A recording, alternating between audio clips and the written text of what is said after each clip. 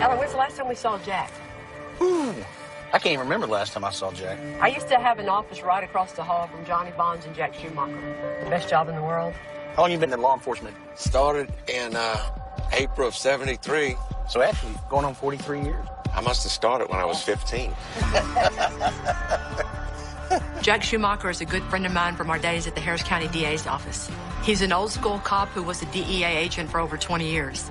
And that's the type of experience that Alan and I need with us this week, because this time we're not just looking into one homicide case, we're looking at 3. April 1992, Laura Walsh gets murdered. Based on a report, she was stabbed 3 times. Maybe sexually assaulted. And then set on fire on the couch. And she was 43, kind of a carefree lifestyle. Everybody liked her. She was a nice lady and got along with everyone. And then in September of 1992, 5 months later, a couple of blocks away, Eugene and Keith get stabbed and murdered upstairs in a bedroom and set on fire. Everybody knew Gene because he had lots of parties, very generous with anybody that needed anything in the neighborhood. And poor Keith was only 23 years old. And from what everybody says, he was one heck of a gifted musician. You have possibly a rape and a murder, and then you have 2 males murdered. The only similarity in the two are obviously the fires to cover up the crimes. Due to the fact that Laura's murder and Gene and Keith's murder occurred only months apart, a few blocks from each other, and both involved arson, investigators have always wondered if the cases are related. But there's never been enough evidence to solve either one. In all the years I worked homicide, I had a few scenes where fires were set to actually cover up the murder. That's not very common. And fire destroys evidence. Yeah. We've never tackled 2 cases at once, and this will be our biggest challenge yet. Because not only do we have the age of these cases and the arson factor to deal with, we've got over 10 potential suspects. It's a small village of petty criminals and career criminals that could have been involved in this. There are so many unanswered questions. Are these 2 crimes connected? How many killers are we looking for? Nice and hot. Hello. Good morning. Nice to meet you. Nice to meet you. Finally in person. Hi, Kelly. Take you, Beverly. Nice to meet you. You too. Jack Schumacher. Nice to meet you. So we were asking ourselves as we pulled up, how big is White Settlement? It's about 5 square miles, and we have about 16,000 people here. I would assume your murder rate's pretty low. It is pretty low. 3 murders in 5 months is big. Yes, sir. But this was a kind of a shock back then. How long you been the chief? I've been chief 2 months. Whoa. Brand new. But I've been here 23 years. Okay. One of these murders happened on his 2nd day on the job. Oh, really? Well, we hope that we have some good luck on these cases and figure out if they're connected or not once and for all. And you can Absolutely. put that aside as a new chief. Absolutely. That'd be great. You got a place for us to work, Stu? Yes, ma'am.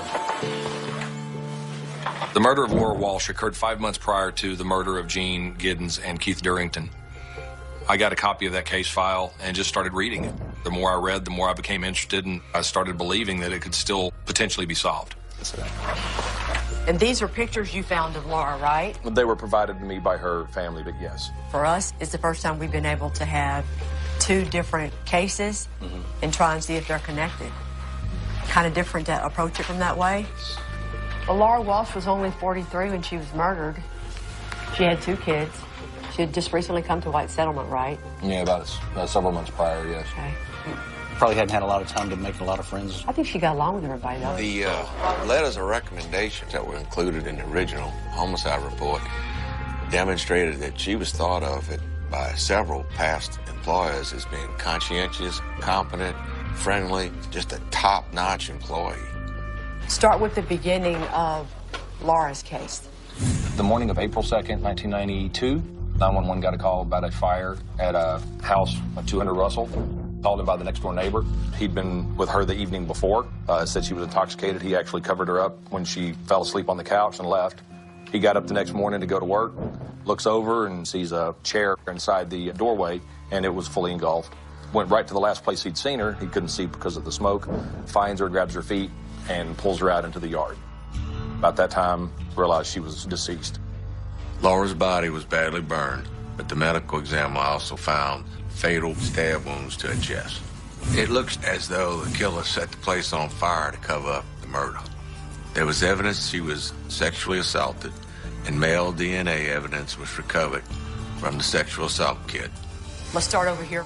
So what makes us think our suspect might have been a random, unknown intruder? I would say burglary. The purse contents. The purse that was dumped out on the bed that was burning. What else makes us think that it's random?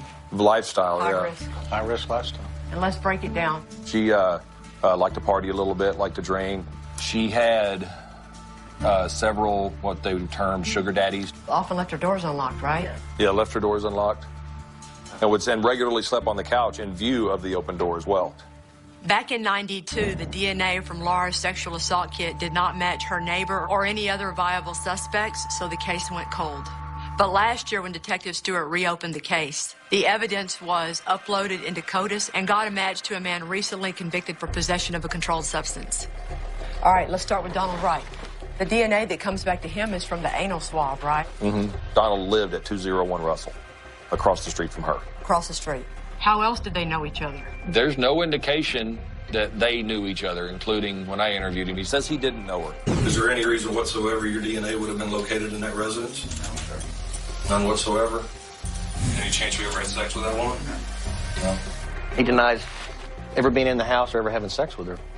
The DNA evidence contradicts Donald's claim that he had never known Laura.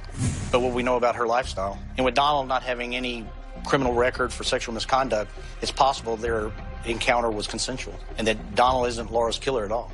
He might have been just scared to admit to the police that he had had sex with a woman that had just been murdered. What was his criminal activity back then in '92? He was a dope fiend by his own admission. Possession of marijuana, criminal mischief in '87, burglary of a habitation. Are the burglaries of a habitation, of a car, of a building? They were of a house. One was within walking distance of his house. There's no doubt that Donald Wright is the primary suspect. But to move forward, we're going to need to rule out the possibility that Laura was killed by a random, unknown intruder. And we're also going to need to figure out if her murder is connected to our other crime. Okay, so we're going to start talking about the double?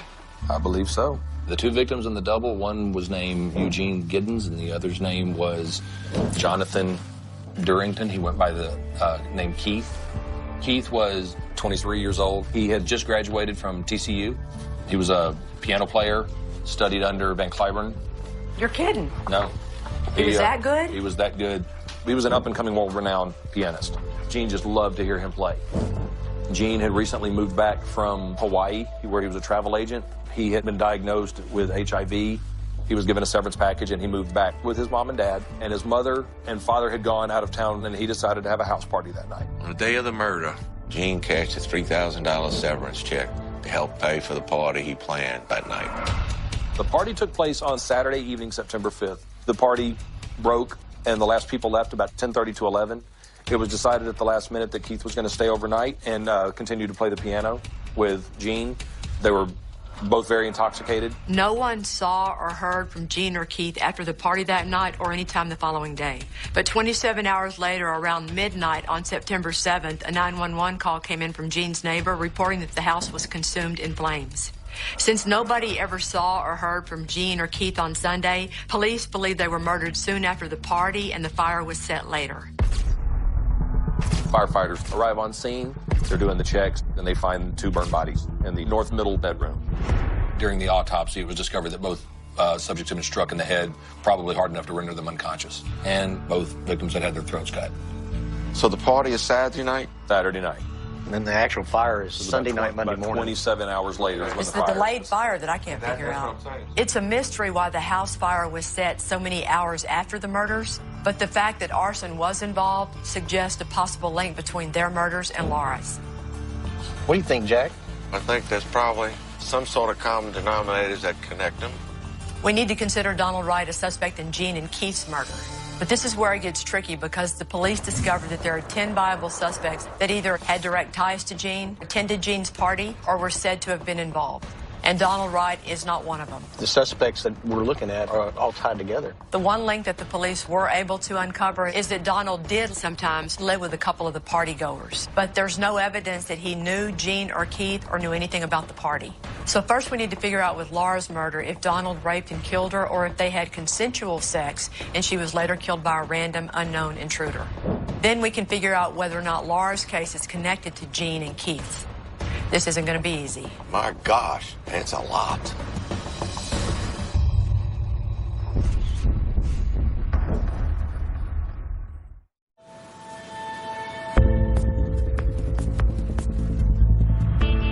In 1992, 2 different crimes were committed that the police believe may be linked. The murder of Laura Walsh and the double homicide of Gene Giddens and Keith Durrington. So we're gonna go see Laura's daughter, Jennifer? Yes, ma'am. Okay. We know that Laura Walsh struggled with substance abuse, and that had an impact on her 2 children. Hi, Jennifer. I'm Kelly. Nice to meet you. But we also know that she was deeply loved by her children, and they've been desperate for answers for 23 years. I'm glad that we get the chance to speak to Laura's daughter, Jennifer, today. Appreciate you being able to come down for this. And we just wanted to see if you just tell us, a little bit about your mom. I lived with her from when I was 9 to 15, and it was a very fast life. But the good days, I remember she'd be cooking, like, for a feast. She could cook, and she loved to write. She was always writing. She would do almost anything for anybody. If you needed something and she didn't have it, she would get it for you. She was a good person. She was an addict, and she was struggling with her life. Watching what I observed with her helped change me, because at one time I was a menace to society, and today I'm not. Today it's more about getting out and helping others.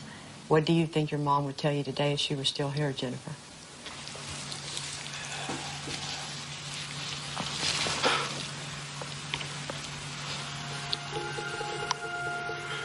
I don't know.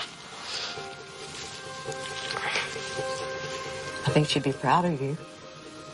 I look for her in other people. Still looking for her mom. Yeah. I don't think that ever goes away. No. I wish I would have gotten to know her. Just to love her. It's heartbreaking that Jennifer's mom was taken away from her before they could reconcile and enjoy their lives together. Under the circumstances, she was the best of what she could be during what the lifestyle she was living. She did not deserve what happened to her. She didn't deserve that. We have to look at the case professionally and critically and appreciate her lifestyle, and you know what we're talking about. But at the same time, she didn't deserve that, and we're going to do whatever we can. I'm grateful. Whoever did this took her away from her family. It doesn't matter if it was 23 years ago, 25 years ago. It still feels like it was yesterday. Thank you. Stay strong, okay? Thank you. I appreciate it.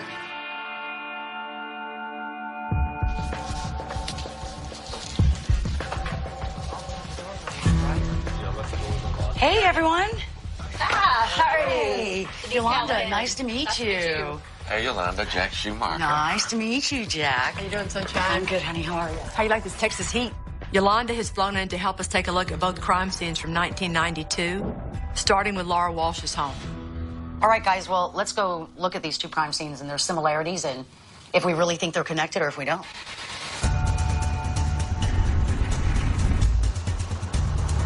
One thing I did realize right away, this is a problem neighborhood to begin with. Yeah, they had problems back then. Hopefully we can gain a better understanding of how Laura's murder occurred and how the fire was set. Denise, show us where everything was back then. So basically you had the couch along this wall, and then there was the end table over there in that corner. And that door is the one that goes to neighbors? That door leads directly out and goes right in underneath the carport. He said, when he left that night, he went out that door. According to Laura's neighbor, Laura drank heavily that night. And when he left around 11 p.m., she was asleep on the couch. When she's dragged down the front yard, the only thing she has on her body is a sweatshirt, which is consistent with sexual assault. Based on the DNA evidence, we know that Donald Wright had sex with Laura at some point before she was killed. But whether it was consensual or rape is still a big question. Add to that, it's a big leap for Donald to have gone from petty burglar to murderer. And we have to consider this may have been a random intruder. What is Mr. Wright doing? Did he break in here that night? Did he rape her and then kill her because she knows who he is? We have not found anyone that can associate the 2 together. Ever, like, partying together, drinking? At all. Okay.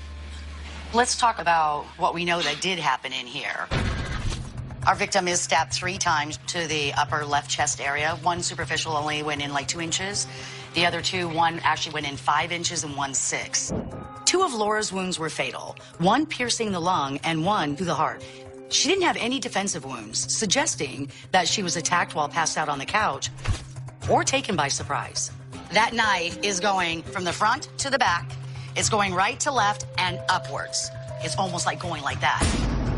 You know what I'm saying? If she's laying here on the couch, her head's here, her feet are down here, you can go to the kitchen right there, you come back with the knife. As you're coming back from the kitchen, right or left-handed, here's your perfect angle to go 1, 2, 3. And that's consistent with what we have. Could have done it that way. Angle, it doesn't matter, you're still going up. Yeah. Yep. Now, nobody can say for sure if he did it that way or if he did it this way. That's all speculation. That's why you'll never have an expert in a knife murder case that'll tell you anything. They'll tell you double edge and single edge, and that's it. And, of course, direction, and that's going to be it. They don't want to speculate on the different scenarios of how it could happen because we don't know. One thing that is clear, the suspect's intent was to kill. The evidence also suggests that he rummaged through her purse, potentially looking for cash, before lighting Laura's body on fire. He tries to set the fire on her chest, but it's pretty clear that goes out actually pretty fast because the burn wounds to the chest are not really that bad. But what does end up catching on fire is that last back cushion of the seat there by her feet that does catch on fire and burns well enough to go actually up the wall. Altogether, there are 3 distinct points of ignition. The couch Laura was found on, a chair by the front door, and the bed in her bedroom. They didn't have much luck in actually setting this place on fire. But you do have your 3 points to hope that these fires will meet each other in the middle and just probably take this house. Plus, he didn't want anything left from where he jumped over a person. Of course. Talking to one of the fire investigators, he believed that the only reason it didn't go fully engulfed, it didn't have enough air. Right. If this door had been left open, the whole house probably would have gone up. Donald Wright makes the most sense for Laura's murder, but he has no history of sexual violence. And when you take into account Laura's high-risk lifestyle, we still can't rule out the theory that at some point after Donald had sex with Laura, she still could have been killed by some unknown intruder. It's not a complicated scene, but there's not a lot to work with here. That's kind of part of the problem. That's why it went cold so fast.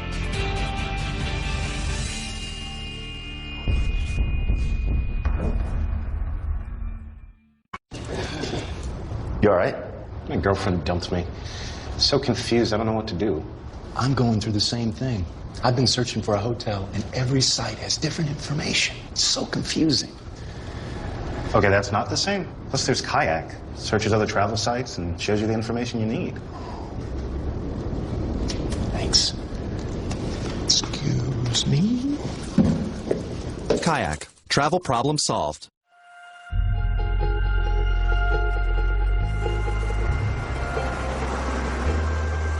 This house now looks, she had it rebuilt, looks almost exactly like it did 23 years ago.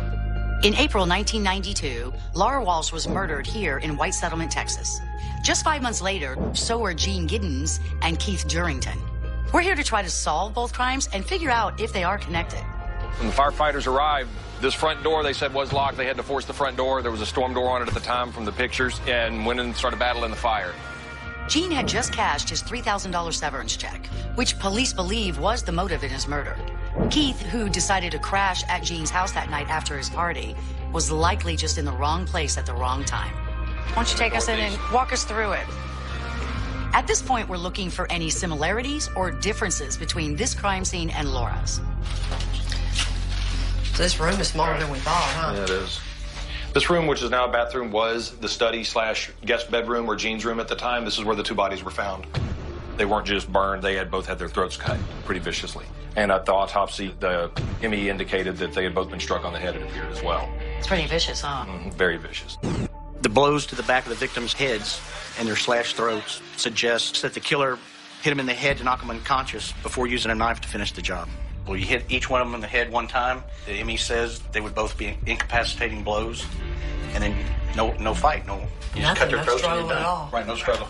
We don't know if Jean and Keith were asleep or awake when they were attacked, but we do know their bodies were discovered face up, lying close to each other in an L shape.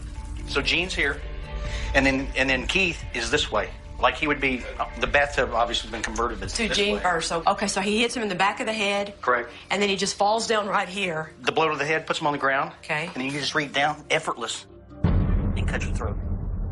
Then the cut is from the side towards the middle, not all the way around. One swoop. One swoop. And then Keith is this way. His head's over here. Is he on his back too? Yeah. So one blow to the head, they collapse down to the floor. Correct. His head's over here, and my feet were over here a while ago, so now... They have to almost be touching, probably. And then the same thing. One single cut to the throat. Golly, if you think about it... You gotta figure no resistance. We're talking about blow, blow, slice, slice, and that's all it took. And in this room, the fire is set where? At the bodies. On the bodies? On the bodies. The fire was used blatantly to conceal the murder.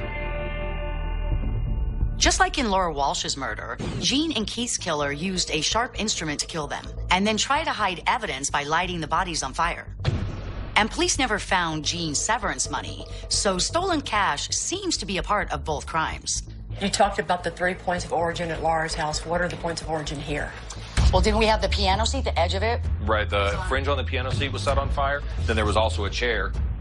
It's just the edge of it that burned. It's just the edge of it that burned. Again, it didn't go up either in flames. Then there was a chair by the back sliding door over here that was burned down to its metal. And if I remember right, I think the tablecloth was lit as well here. I thought so in the center. In the center, they lit it as they're coming down and they're going out the back trying to get something, you know, to fully engulf the place to destroy all the evidence.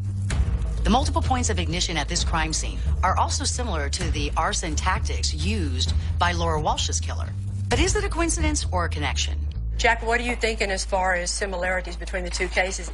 Well, to me, I'm looking at knives of some sort of used. Almost the same number of fires lit in each place. Yes. And it's all in the same neighborhood. No cash in each of them?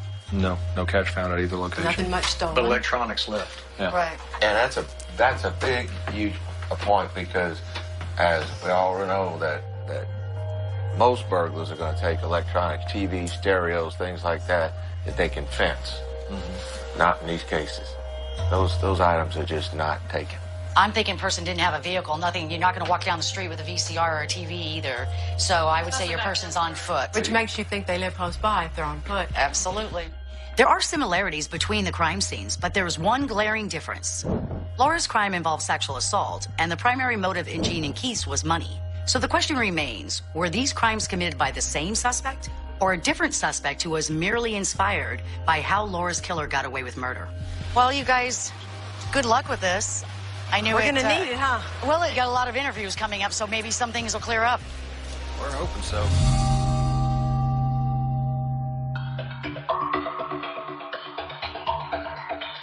It's time to turn our focus back on Laura's case because the DNA evidence in that case is the strongest lead we have. I'm Alan Brown. How you doing, sir? Hurdle Jr. See, we do something with this old case. Haddon Hertel dated Laura just shortly before she was murdered. He was cleared through his DNA back in 1992, but he may be able to help us understand Laura's world at that time. How long did you and Laura date? God, that long. Less than a year. And so were y'all like pretty steady or were just casual relationship? Yeah, just casually. Laura, how was she making it money-wise? I don't know how she's making money. You know, I never asked because, you know, I just wanted to have sex with her and have a good time with her. I wasn't really worried about it. It's a pretty personal question, but she into anal sex? No. No? I mean, she never asked me. But the whole time y'all dated? No freaky stuff? Did she ever mention a guy by the name of Donald Wright? Donald Wright, no. Did you ever know a Donald Wright? No, Donald Wright. The anal swabs in Laura's sexual assault kit tested positive for Donald Wright's DNA. But if Laura wasn't interested in anal sex, it makes you question whether the sex between her and Donald was consensual. Is there any reason whatsoever your DNA would have been located in that residence?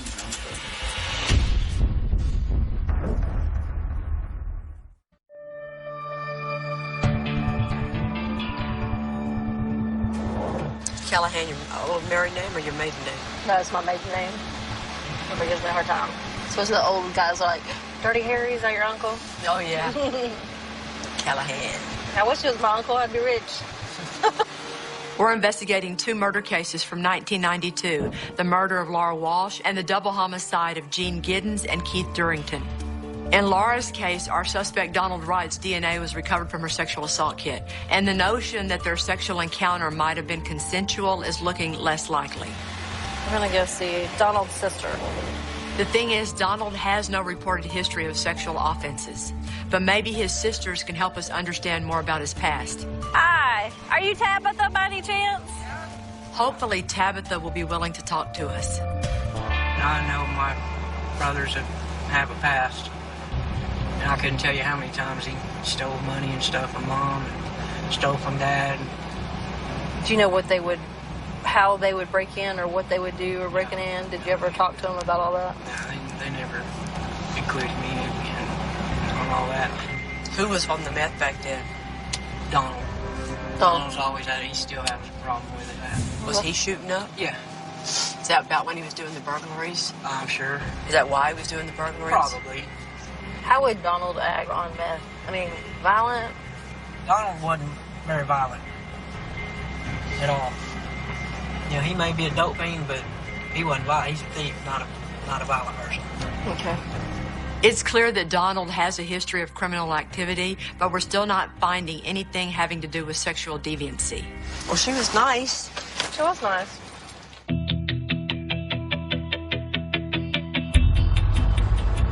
I wonder if this is 16th him. That was 16th there. That was? It usually comes after 17. That's pretty freaking good. Donald Wright's other sister, Veronica, has agreed to meet with us. We could try to stay cool a little bit.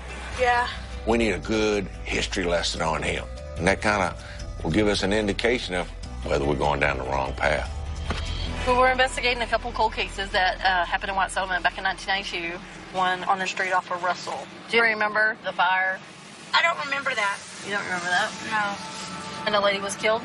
That I have no recollection on. Or who lived in your house on Hannah? Me, Rick, my sister, I believe, my mom. Where did Donald mostly stay at? My dad's, I believe. Do you know, did Donald ever do any burglaries? I do know my brother had sticky fingers and broke into places. And I just know that there's a character in my brother. You know, he thinks he's invincible and he likes to rob, steal, cheat. One time my brother was like trying to use me as a decoy.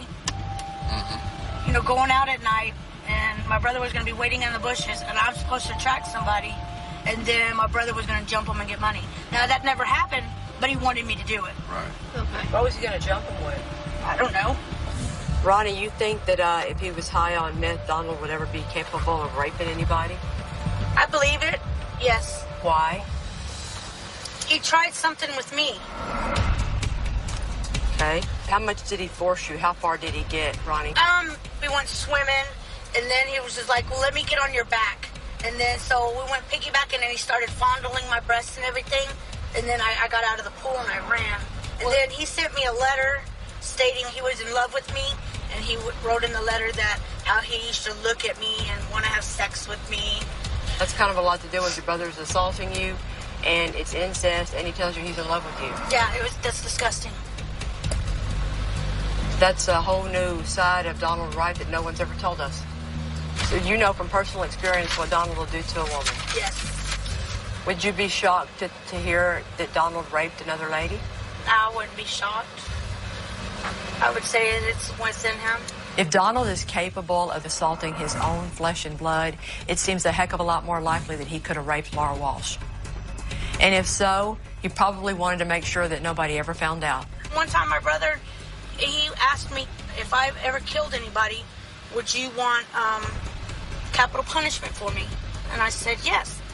So somewhere in him, there's thought of it.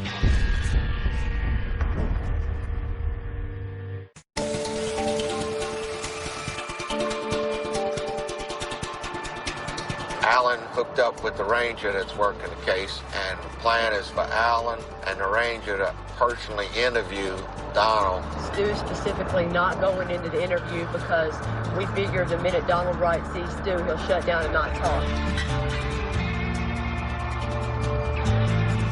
You got to get him comfortable and talk, and then slowly spin it into your conversation.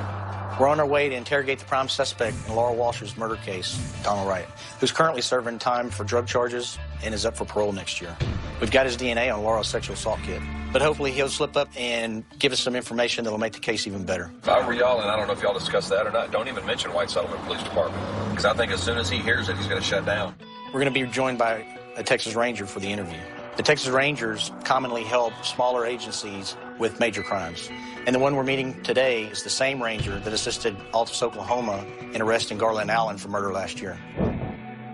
Hey, how you doing? Alan Brown. Nice to meet you, sir. Grab a seat. You all right today? Yes, sir. How long have you been here? You live in White Settlement at a time that is so important to me. Okay. Tell me what you know about the fire where the two guys died.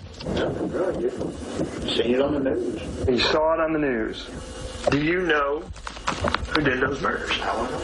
What were you doing that night? I was at home, sleeping or doing drugs. Okay, sleeping or doing drugs. You didn't kill Jean. Did you kill Jean's buddy? No. Okay. Did you light the house on fire? What's your take? I mean, I don't know nothing about this murder. I don't know who done it. I didn't do it, and I didn't have nothing to do with it. All I want to do is give you an opportunity.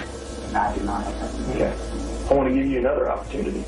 And I interviewed you on the other deal about Walsh, about the girl lived across the street. The white settlement officer, when he was going through the evidence, found he raped her, and they put it in the CODIS. The reason it went to you is because it came back to you.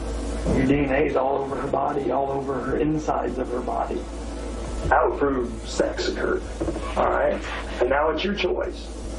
Oh, come on, man. How did it get in her? That's my question to you. I don't know. You don't know? No. You never had sex with her? No. Okay. But murder and the act of rape is going to get you death row. It's a capital felony. All right? It's death.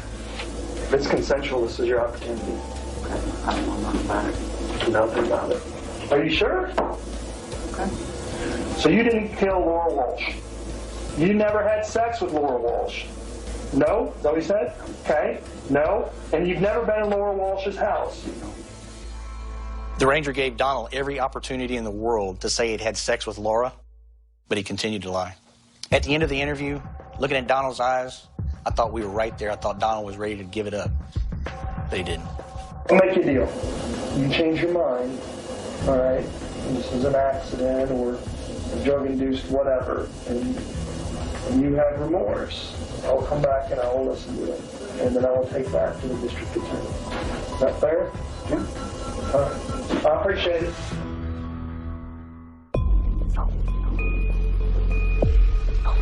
Let's talk about what we have on our single case against Donald Wright. We're talking about Donald Wright that we know is a burglar in the neighborhood to feed his meth habit. We started this whole investigation because we know we got a CODIS hit on an anal swab that says that no other person could have done this to the tune of 1 in 62 quadrillion. We also now know that Donald denies knowing Laura, having sex with Laura, being in her house, anything having to do with her world. Right. In addition to that, when Alan and the Ranger interviewed Donald again the other day, he flat out didn't jump on the defense of it was consensual. If it's consensual, this is your opportunity. I don't know nothing about it.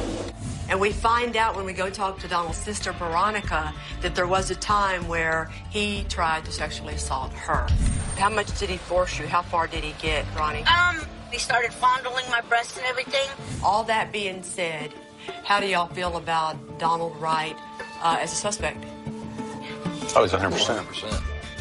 Everything that we've learned points to Donald Wright being the person who raped and murdered Laura Walsh, and we have found nothing to support the idea that it was a random, unknown intruder. We're all optimistic that the DA will agree and make sure Donald Wright spends a long, long time in prison. If you were there for the interview, you'd be like, you're done.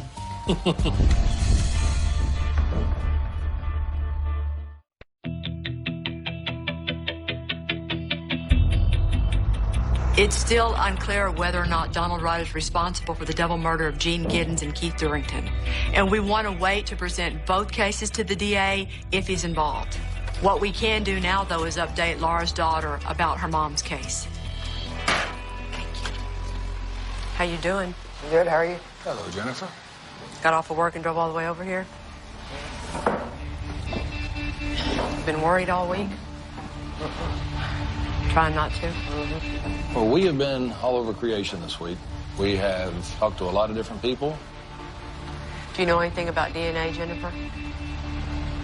A little bit? A little bit, yeah. Off the confirmed CODIS hit we got, I can't imagine any reason why they won't go forward with prosecution. You should know that the name of the person whose DNA came back is Donald Wright. It's a name you've never heard of. You wouldn't know him. You never met him. I don't even know if your mom ever met him, but his name is Donald Wright. This case couldn't be any better. It really couldn't. It's not closure. That's something I have to find on the inside through God. But it gives me a sense of peace. And then it makes me wonder how many more people did he do that to? I have a lot of gratitude today for the justice system at this point. For those that care, that someone actually cared. You don't do stuff like this just because you gotta care. So for me, that means quite a bit. You know what I came away from meeting you thinking? That you were very, very honest about your mom and her lifestyle and what kind of mother she truly was. But even with all that inside your head and inside your heart, you loved her with all your heart. Sure I did. I just wish that I could grow old with her.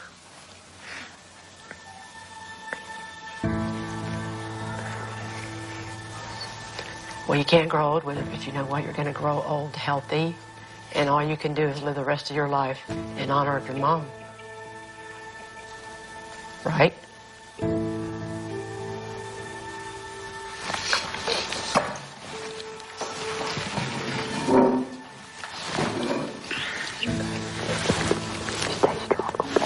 Thank you. You're welcome. Right now, I just feel really, I feel some peace and serenity and relief.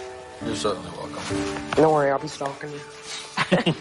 I hope you drive him crazy. Yeah, I will. Thank you.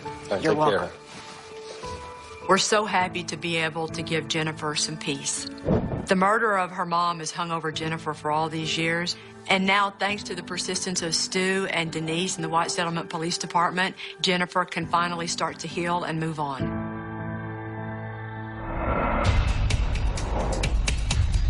Now it's time to focus all of our attention on the other case we came here to solve, the double homicide of Gene Giddens and Keith Durrington. Due to similarities in the crime scenes and our belief that Donald Wright killed Laura Walsh, we need to look at him even closer as a suspect in Gene and Keith's murder. Though other than the crime scene, there isn't a lot of evidence to prove that he was involved. Gene and Keith's murders were about money, and in Laura's murder, we believe that the murder happened to cover up a sexual assault.